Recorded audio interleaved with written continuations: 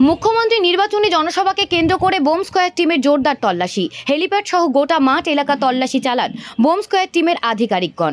লোকসভা নির্বাচনী সভা আগামী 20 তারিখ হতে চলেছে মালদার মানিকচকের এনায়েতপুর ফুটবল মাঠে। গোটা মাঠ এলাকাকে নিরাপত্তা চাদরে মুড়ে ফেলা হয়েছে।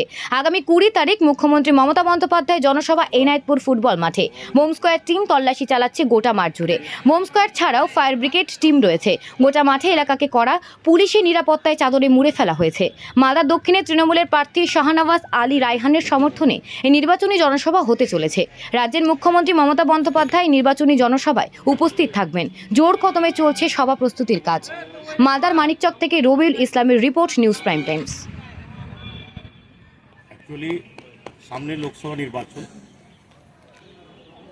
দক্ষিণ মালদা লোকসভা কেন্দ্রে তৃণমূল কংগ্রেস মনোনীত প্রার্থী শাহনওয়াজ আলী রায়হানের সমর্থনে আগামী 20 এপ্রিল দুপুর 12টায় আমাদের তৃণমূল সুপ্রিমো তথা রাজ্যের মানবিক মুখ্যমন্ত্রী শ্রীমতী মমতা বন্দ্যোপাধ্যায়ের জনসভা। ফলে বুঝতেই পারছেন যে নামটাই বললাম, পশ্চিমবঙ্গে এই নামটাই যথেষ্ট। তিনি বাংলার মা। এবার বাংলার মা এই এনায়েতপুরের মতো একটা প্রত্যন্ত জায়গায় আসছেন জনসভা করতে।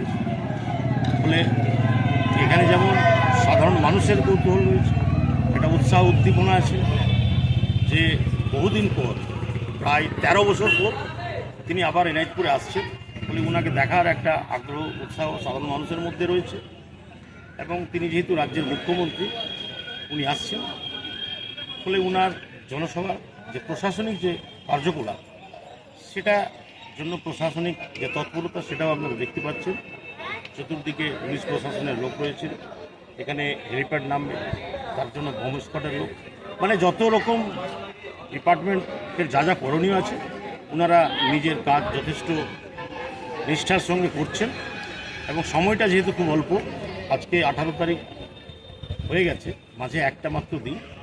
ফলে মানে খুব যুদ্ধকালীন অবস্থায় এই কাজগুলো চলছে।